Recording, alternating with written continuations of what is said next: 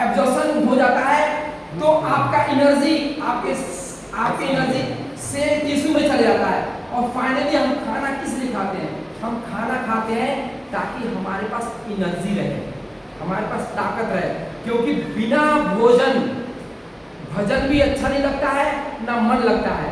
कहा जाता है जैसे खाओगे अन्न वैसे बनेगा मन, और जब अच्छा मन रहेगा, अच्छा तन रहेगा तो अच्छा धन भी आने का संभावना रहता है। फिर आता है स्वांगीकरण। स्वांगीकरण जो आपके इंटेस्टाइन ने एनर्जी कंज्यूम किया उस एनर्जी को यूटिलाइज करता है। पूरा बॉडी हमारा उसी हमारे ऑर्गन्स भी और हमारे काम करने की शक्ति मिलती है। लास्ट में आता है मल त्याग।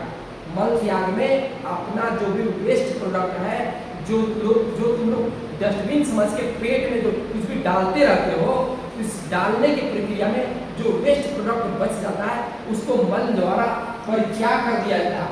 यह भी पाचन तंत्र का अभिन्न अंग है, क्योंकि यदि मल को त्याग नहीं करेंगे, हम अपने बॉडी में कोई भी इस तरह से जो अनवांटेड चीज है उसको नहीं त्याग करेंगे तो पॉइजनेटेड हो जाएगा, जिससे आने वाले टाइम में तुम्हें बहुत सारी बीमारियां हो सकती हैं। तो मेनली क्या है कि ह्यूमन डाइजेशन सिस्टम को दो भागों में बांट के पढ़ा जाता है। दो भागों में क्रिया होता है। पहला होता है एलिमेंट्री कैनाल। एलिमेंट्री कैनाल में तुम्हारे सारे ऑर्गन्स आते हैं।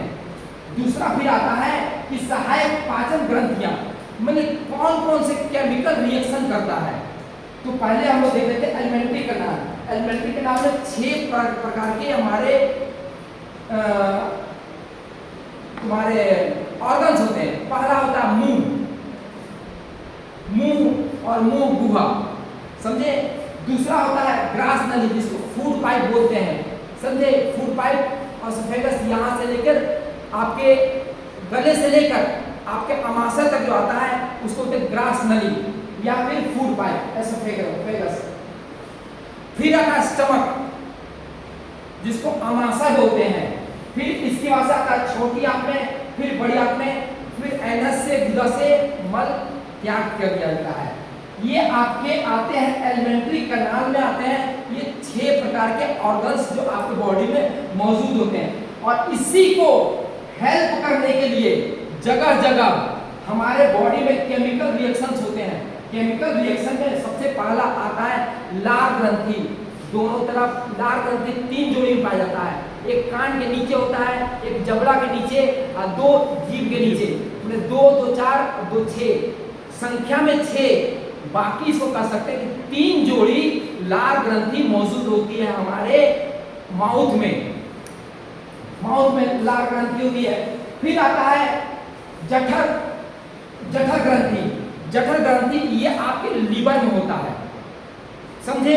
लीवर में होता है जठर ग्रंथि। जो जठर ग्रंथि से आपका निकलता है बाइल जूसेस निकलता है, समझे। फिर आता है पित्ताशय। पित्ताशय मतलब गोल ब्लैडर। लीवर और स्टमक के बीच में हल्का ग्रीन कलर का होता है, समझे। और गॉल ब्लैडर का अपना कोई काम नहीं होता है। जो लीवर से जो पित्त निकलता है, समझे, उसको ना गॉल ब्लैडर स्टोर करता है, स्टोर रूम है वहां पे। मतलब कि समझ जाओ कि गॉल ब्लैडर स्टोर रूम है और वो स्टोर रूम है लीवर। तो लीवर स्टोर रूम में भेज देता है, स्टोर रूम में जाओ, वहां से फिर गॉल ब्लैडर से ही आपके सारे जूसेस निकलते हैं। लेकिन कभी कभी क्या होता है कि गॉल ब्लैडर में पथरी हो जाता है। गॉल ब्लैडर में पथरी हो जाता है जो बेइंतहा पेनफुल होता है। तो उस गॉल ब्लैडर को डॉक्टर क्या करते हैं कि काट के निकाल देते हैं। जिसका भी गॉल ब्लैडर ऑपरेशन हुआ है उसको इस बात का ध्यान रखना है कि आपका जो बाइल जूसेस है, समझे, वो हमेशा निकलते रहेगा और हमेशा निकलता रहेगा। बाइल जूसेस जो होता है ना, वो हाइड्रोक्लोरिक अम्ल होता है, एसिड्स होता है, वो बहुत एसिडिक होता है। जो तुम लोग कभी खाना खा रहे हो धुआं ढकार जो आता है, उसी के कारण धुआं ढकार आता है।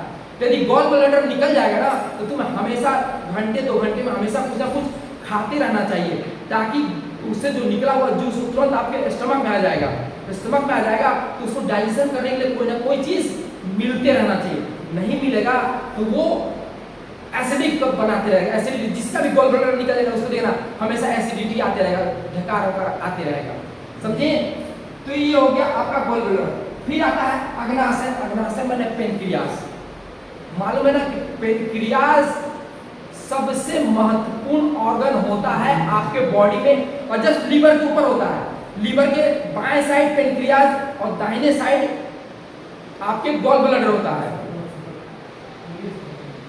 ये जो पेनक्रियास है ना, पेनक्रियास में इंसुलिन बनता है, समझे।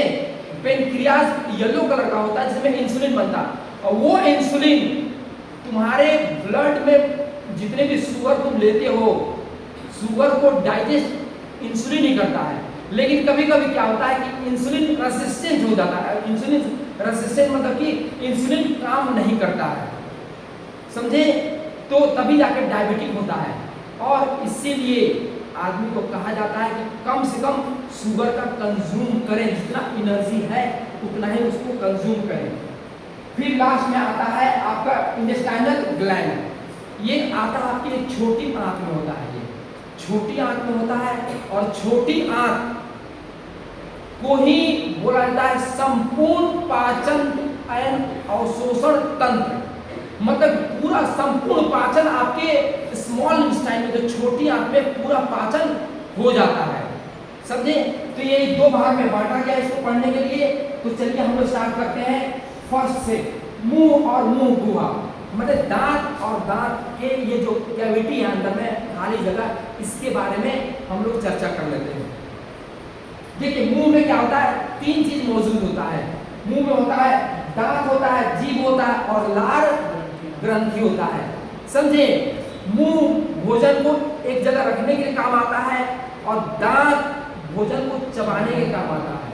तो कहा जाता है कि भोजन को चबा चबा कर ही खाना चाहिए। क्यों खाना चाहिए? क्योंकि यदि आप भोजन को जितना चबाएंगे उतना ही आपके लार ग्रंथि से लार निकलेगा, और लार निकलने के बाद उसको डाइजेस्ट करेगा। तो उसमें लार ग्रंथि में क्या होता है कि जीभ और दांत और जीभ ये अलग अलग चैप्टर है। दांत का चैप्टर अलग है, जीभ का चैप्टर अलग है। जीभ हमारे टेस्ट को बताता है, हमारे बोलने में मदद करता है। दांत हमें खूबसूरती प्रदान करता है और किसी चीज को चबाने में हेल्प करता है। क्योंकि आप खुद ही देख लो, जिसका दांत नहीं होता है गाँव में, तो देख लीजिएगा उसका पचका रहता है, वो बेचारा कुछ बोलता है, आवाज भी सही से नहीं निकलता। उसको कुछ खाने को दे तो बार बार ढकेलेगा वो कि जाओ जाओ, फिर चूसे कर करके तब वो खाता है कि नहीं। बुजुर्ग लोग कैसे खाते हैं, उनको दे दो कुछ हार्ड डिश खाने के लिए तो खा ही नहीं पाएंगे। हाँ आइसक्रीम चाट चाट के खा लेंगे, लेकिन चिबाने वाला चीज वो लोग नहीं खा पाते हैं। ये दांत का काम होता है। अब आइए हम लोग पढ़ते हैं, ये दो चैप्टर अलग है। कभी फुर्सत होगा तो आपको ये दोनों चैप्टर दांत और जीभ पढ़ा देंगे, इसके लिए अलग चैप्टर ही है। सोचिए कि दांत का एक डॉक्टर होता है जो बीडीएस करता है, बैचलर इन डेंटल सर्जरी। तो दांत का जो डॉक्टर, सोचिए दांत का डॉक्टर 5 साल पढ़ता है, कितना पढ़ता होगा। तो दांत ऐसा नहीं कि आपको एक चैप्टर में खत्म किया जा सकता है, जीभ भी एक चैप्टर में खत्म नहीं किया जा सकता। तो हम लोग इसको अभी स्किप करते हैं, ये अलग मैटर है। आते हैं आपको लार ग्रंथि, जो हमारे हेल्प करता है हमारे भोजन के डाइजेशन में। तो लार ग्रंथि में क्या होता है कि लार ग्रंथि 3 तरह का लार ग्रंथि होता है। पहला होता है आपका पैरोटिक ग्लैंड। पैरोटिक ग्लैंड ये जस्ट कान के नीचे यहाँ पे होता है, दोनों तरफ, इसको होता है पैरोटिक ग्लैंड। पैरोटिक ग्लैंड क्या है कि ये एक जोड़ी में होता है, मतलब दोनों तरफ होता है, और ये सबसे बड़ा सैलिवरी ग्लैंड यही है। पैरोटिक ग्लैंड जो है, यहाँ जो लिखा हूँ, ये सबसे बड़ा आपका लार ग्रंथि है। इसके बाद से है सबमैंडिबुलर ग्लैंड। सबमैंडिबुलर ग्लैंड ये आपके जबड़े के नीचे होता है, दोनों तरफ जबड़े के नीचे सबमैंडिबुलर ग्लैंड होता है। और सबलिंगुअल ग्लैंड ये टंग को ऊपर करेंगे तो टंग के नीचे होता है, 2। इसमें सबसे बड़ा पैरोटिक ग्लैंड होता है और सबसे छोटा सबलिंगुअल होता है। सबलिंगुअल जो जीभ की आपके जस्ट नीचे होता है। अब ये क्या करता है कि जो सैलिवरी ग्लैंड है, यानी सैलिवरी ग्लैंड जो है, ये 2 तरह का एंजाइम,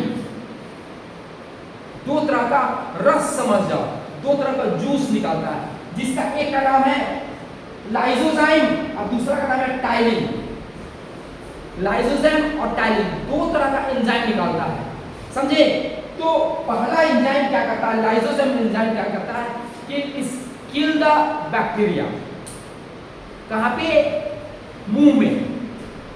मुंह में जो लार ग्रंथि होता है, लार ग्रंथि से दो एंजाइम निकलता है, एक लाइसोजाइम होता है और एक होता है टाइलिन। तो लाइसोजाइम क्या करता है कि मुंह में बैठे हुए जितने बैक्टीरिया आप लोग मुंह में अंदर ले लेते हो, जैसे कभी पेन मुंह में रख लिए, कभी उंगली मुंह में रख लिए, कभी बच्चे सब छोटे बच्चे क्या करते हैं, धूल मिट्टी उठा के मुंह में फाँक लेते हैं। इसीलिए हमारे बॉडी बहुत प्राकृतिक ने बहुत अच्छे से बना कर दिया है कि यदि मुंह में चला भी गया तो लाइसोजाइम आएगा और उस बैक्टीरिया को वहां मार देगा, समझिए। इसका काम बस सिर्फ यही है कि किल द बैक्टीरिया। जो भी बैक्टीरिया आपके, क्योंकि मुंह खुला हुआ है ना, यहाँ से कोई बैक्टीरिया जाएगा तुरंत अंदर चला जाएगा, हमारे इंटेस्टाइन में चला, हमें बीमार नहीं, बहुत अधिक बीमार कर सकता है। इसीलिए बना के दिया है कि लाइसोजाइम आप यदि आपके बॉडी में है तो मुंह से बैक्टीरिया जाने की संभावनाएं कम से कम 80% कम हो जाता, फिर भी 20% बैक्टीरिया चल जाता। कुछ जिद्दी बैक्टीरिया होते हैं जो कि लाइसोजाइम से मरते नहीं, उसके अंदर चले जाते हैं, अंदर जाते फिर देखिए क्या होता क्या। और ये जो टाइलिन है ना, टाइलिन क्या करता है कि हम जो स्टार्च खाते हैं ना, स्टार्च को माल्टोज में बदल देता है। स्टार्च हम क्या चीज होता है, स्टार्च नहीं पता है, मैं बताता हूँ। जो तुम लोग गेहूं जो छानते हो, आटा जब हो जाता है तो आटा छानते हो तो चोकर निकलता ही निकलता है, सबसे अधिक स्टार्च मिलता है, और आलू में भी होता है, समझे। तो उस चोकर को स्टार्च जिस फूड में मिलता है स्टार्च, उसको तुम्हारा यहीं पे बोलते हैं मुंह से ही पाचन स्टार्ट हो जाता है। यदि एग्जाम में आता है कि पाचन शुरुआत कहाँ से होता है, तो आपके मुंह से पाचन स्टार्ट हो जाता है, क्योंकि यहाँ पे टाइलिन नामक जो आपके एंजाइम है, ये आपके स्टार्च को माल्टोज में बदल देता है। जो चोकर तुम लोग खाते हो, आलू खाते हो, आप लोग शकरकंद खाते हो, स्वीट पोटैटो जिसको बोलते हैं, इसको जो खाते हो, तो ये तुम्हारे सीधे जाता है और बॉडी में, और बॉडी आपके मुंह में जाके स्टार्च को माल्टोज में बदल देता है। कौन बदलता है, ये टाइलिन नामक एंजाइम। टाइलिन नामक एंजाइम आपके स्टार्च को माल्टोज में कन्वर्ट कर देता है। हमने क्या बोला, पाचन का डेफिनेशन क्या बताया था कि कॉम्प्लेक्स मॉलिक्यूल को सिंपल मॉलिक्यूल में बदल देना, बोला था ना पाचन। तो ये स्टार्च को माल्टोज में कन्वर्ट कर दिया, ये आपके टाइलिन नामक एंजाइम ने ये काम कर दिया। इतना आपके सलाइवरी ग्लैंड काम करता है। और जो मुंह में जो भोजन पचता है ना, उसको बोलते हैं, ये जीके में आता है, जो मुंह में जो भोजन पचता है उसको बोलस कहते हैं। ये आपके एग्जाम में आ सकता है कि मुंह में पचे हुए भोजन को क्या कहते हैं, तो मुंह में पचे हुए भोजन को हम बोलस कहते हैं। बोलस, जैसे कि बोलस कैसा होता है, वो चिपचिपा होता है, समझे, सेमी लिक्विड टाइप का होता है, पूरा लिक्विड भी नहीं होता है, पूरा ठोस भी नहीं होता है। जब कभी तुम लोग कुछ खाओ और मुंह में लगे कि तुम्हें बाल चला गया है या फिर कुछ कंकड़ आ गया है, तो निकालोगे मुंह से, देखोगे वो जैसा खाए तो वैसा नहीं, वो चिपचिपा टाइप का हो जाता है, समझे। तो उसको क्या बोलते हैं, बोलस। मुंह में पचा हुआ भोजन को बोलस कहते हैं, और मुंह से ही पाचन सिस्टम स्टार्ट हो जाता है, समझा गया। अब आते हैं आपके ग्रास नली। ग्रास नली जिसको ऑसोफेगस बोलते हैं, सेकेंड नंबर। ये ग्रास नली, ये ग्रास नली क्या है कि 25 सेंटीमीटर लंबा होता है, ये 25 सेंटीमीटर लंबा होता है। और सबसे बड़ी बात है कि ये आपके भोजन के पाचन में, आपके भोजन के पाचन में इसका कोई हाथ नहीं होता। ये सिर्फ क्या करता है कि आपके मुंह से जो बोलस है, समझे, बोलस को ये आपके स्टमक तक, यहाँ तक पहुंचाने का काम करता है। बोलस को आपके ऑसोफेगस से होते हुए आपके स्टमक में पहुंचा देता है, इतना ही बस इसका काम है। और ये करता कैसे है कि ये कर्माकुजन क्या होता है कि ऐसे पाइप है ना, तो इसको यहाँ भोजन आया, देखिए यहाँ भोजन आया, इसको दाबा, समझे, भोजन आगे आ गया, फिर इसको दाबा, फिर इधर आ गया, फिर इसको दाबा, फिर इधर आ गया, फिर इसको दाबा, तो ऐसे दाबते दाबते इसको आगे की तरफ लेके जाता है। ऐसा क्यों करता है? ऐसा इसलिए होता है क्योंकि यदि ऐसा नहीं होगा तो ये जो हमारा स्टमक है, अमाशय है, ये बहुत कमजोर होता है। तुम लोग पानी पियो हुए या धड़ से गिरेगा। तुम्हें पता है कि यदि पानी को हम यहाँ से फेंके तो कम चोट लगेगा, इसी को छत से फेंके तो अधिक चोट लगेगा, तो हमारे स्टमक को इंजरी हो सकता है। इसलिए हमेशा उसको दबा दबा के धीरे धीरे धीरे धीरे ही लेकर जाता है। जब कभी गर्म चीज खा लो या ठंडा चीज खा लो तो तुम्हें एहसास हो रहा जा रहा होता ही नहीं एहसास कि जा रहा हाँ। चाहे बहुत तीखा चीज खा लो तो एहसास होता है कि हाँ धीरे धीरे धीरे धीरे हमारे उसमें स्टमक में जा रहा है। अब जैसे स्टमक में आता है तो स्टमक मतलब जिसको पेट भी कहते हैं, समझे, स्टमक में सबसे अधिक देर तक भोजन रहता है। यदि एग्जाम में आता है कि सबसे अधिक देर तक भोजन कहाँ स्टे करता है, स्टमक में, कम से कम 4 घंटे तक, देखो लिखा हुआ है, कम से कम 4 घंटे तक भोजन आपके स्टमक में रहता है। यदि स्टमक से निकल गया तो तुम्हें फिर भूख लग जाएगा। अभी बताऊंगा भूख कैसे लगता है, समझे, स्टमक से निकल जाएगा तो तुमको भूख लग जाएगा। भले अकड़ियों में जाके रहे घूमते रहे कोई दिक्कत नहीं, तुमको भूख लग जाएगा, समझे। तो स्टमक को क्या है ना, स्टमक को 3 भागों में बांटा गया है, 3 भागों में बांटा गया। ऊपर वाले भाग को कहा गया है कार्डियक पार्ट, ऊपर वाले भाग को बोला गया है कार्डियक भाग, बीच वाले को बोला गया है फंडिक पार्ट और लास्ट वाले को बोला गया है पाइलोरिक रीजन। जो अमाशय है आपका, अमाशय को 3 भाग में बांटा गया। ऊपर जो है ना इसको कार्डियक पार्ट क्यों बोला गया कि हार्ट के पास में, हार्ट इधर है, यहीं पे अमाशय है, समझे। इसलिए ऊपर वाला पार्ट को पढ़ने के लिए उसको बना दिया गया कार्डियक पार्ट। अब कार्डियक पार्ट देखिए, अब आ जाइए यहाँ पे कार्डियक पार्ट। कार्डियक पार्ट में क्या होता है कि यहाँ पे आपको HCl हाइड्रोक्लोरिक अम्ल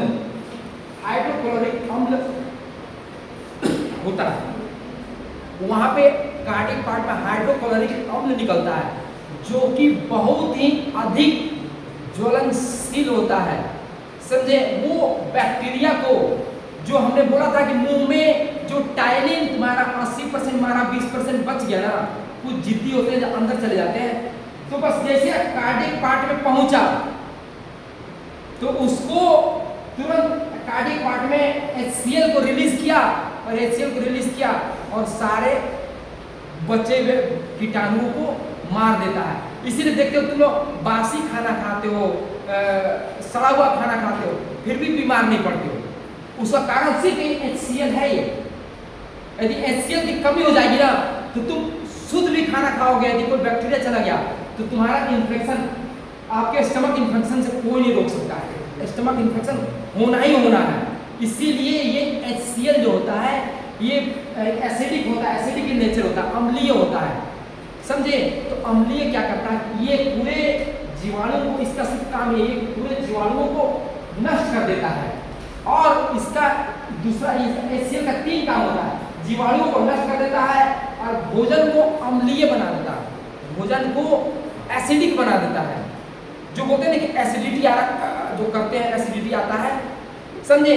तो ये भोजन को एसिडिक बना देता है और एंजाइम क्रिया को तीव्र कर देता है।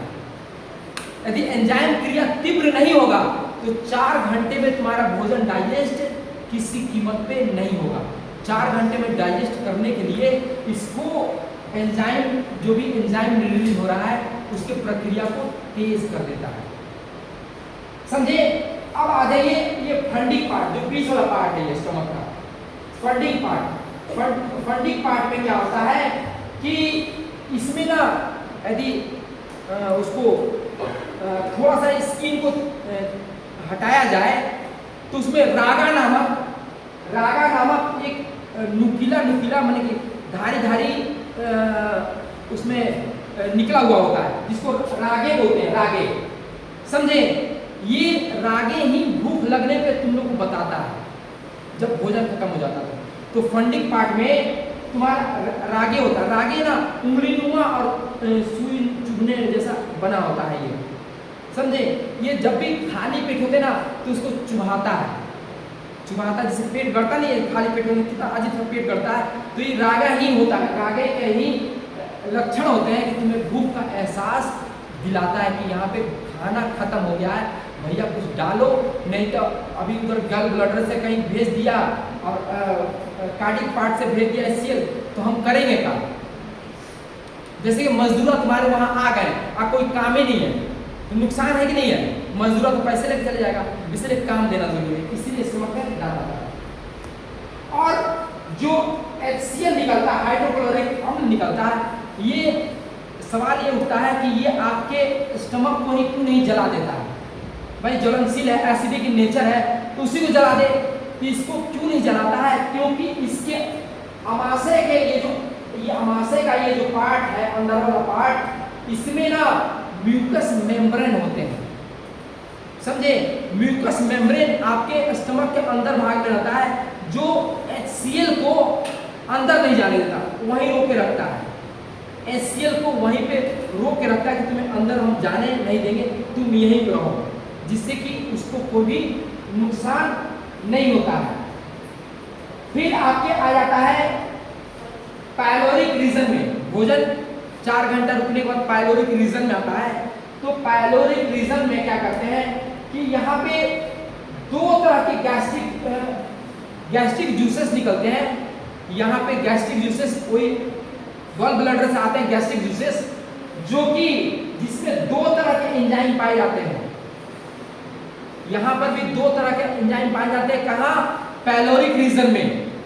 पायलोरिक रीजन में 2 तरह के एंजाइम पाए जाते हैं।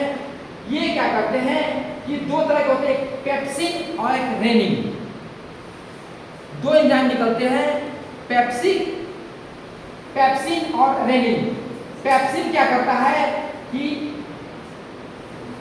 प्रोटीन को पेप्टोन में बदल देता है।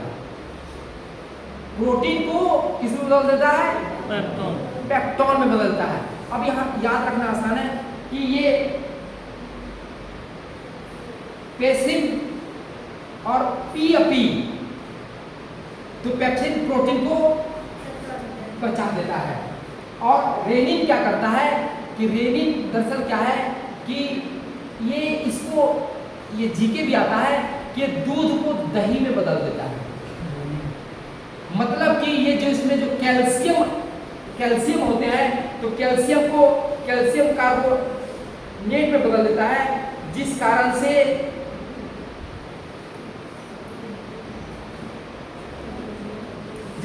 से ये तुम्हारे भोजन में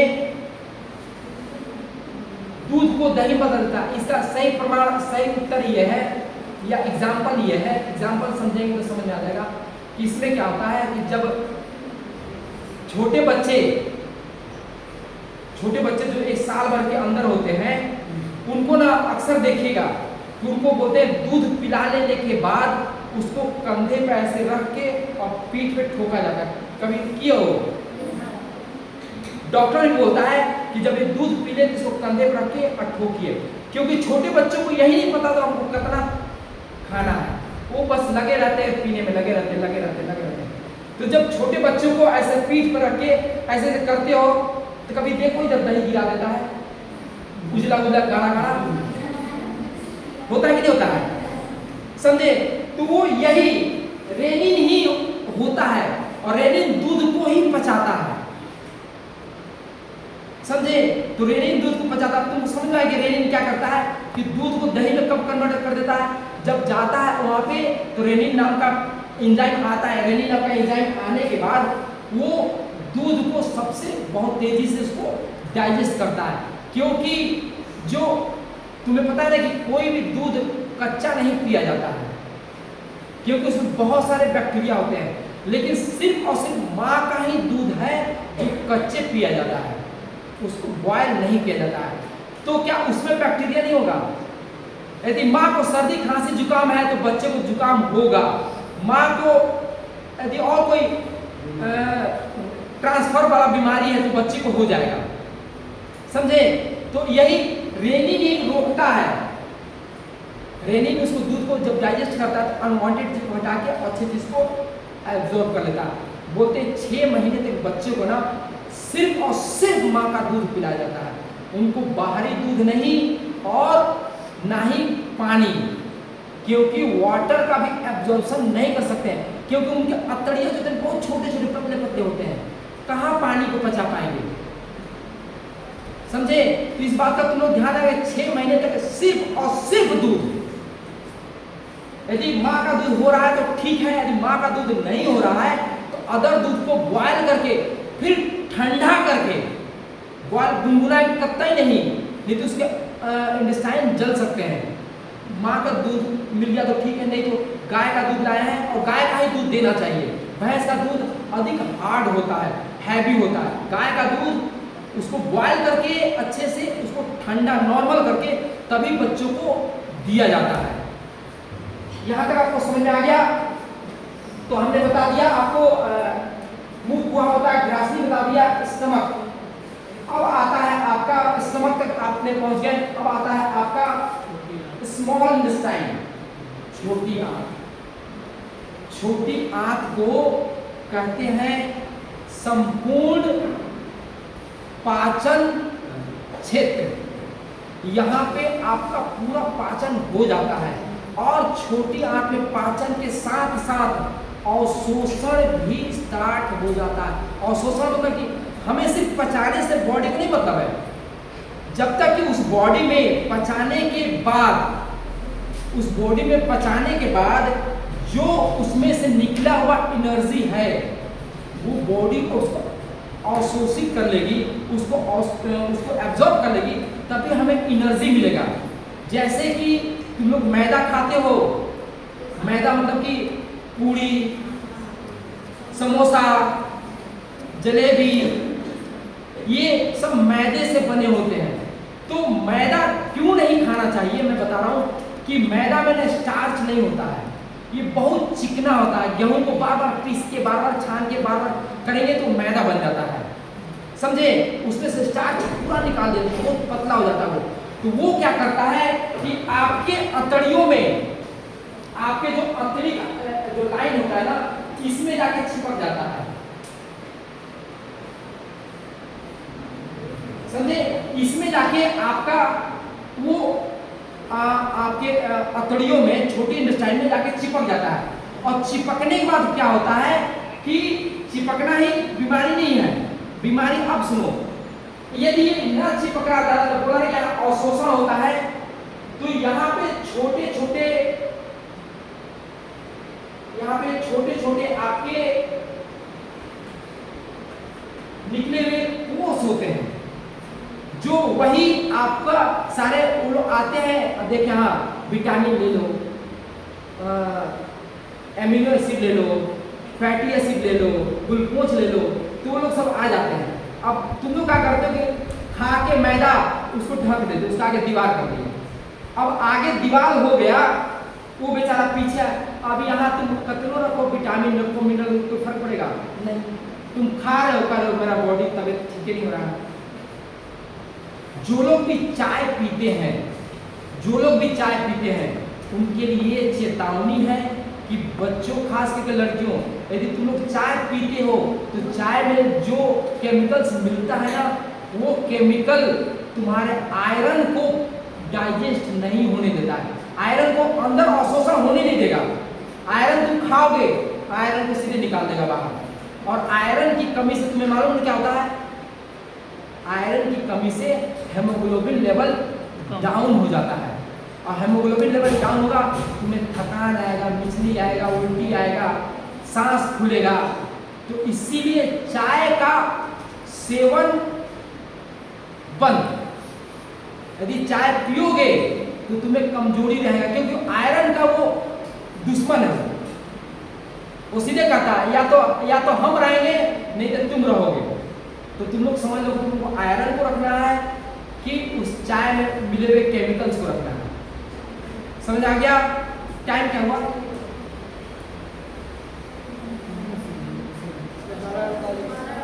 12:48। तो ऐसा करते हैं कि छोटी आंत 10 मिनट में खत्म, क्योंकि यहाँ पूरा एब्जॉर्प्शन होता है। तो छोटी आंत और बड़ी आंत ये मैं आपको कल पढ़ा दूंगा, और कल पढ़ाने के बाद इसको पूरा समराइज कर दूंगा। समझ आ गया? अब आपके ये 2 बच गए।